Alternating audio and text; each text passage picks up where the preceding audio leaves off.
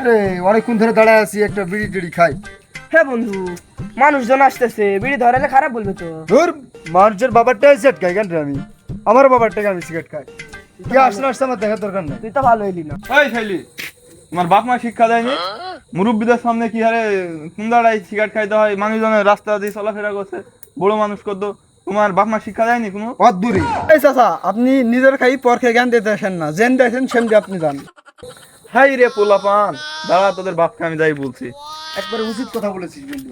এই ভাই দাঁড়ান, আপনার ছেলেমিলি দেখছি রাস্তাঘাটে সিগারেট খাই বেড়াইছে, আমি ভুলতে গেছি, তাই আমার উপরেই গরম।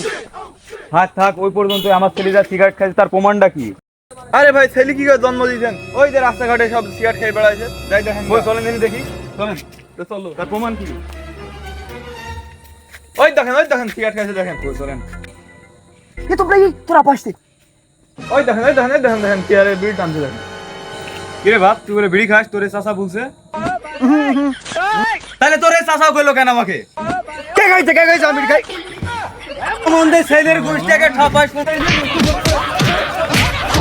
সম্বন্ধে ছেলে বিড়ি খায়, আপনি না বললে তো আমি ভাই বিশ্বাসই করতাম না। আমি বললাম না বিড়ি খাইছে। আসুক আজকে বাড়িতে পুঙ্গা সাল একদম পুরো তুলবো, সাল আছে এই লিখু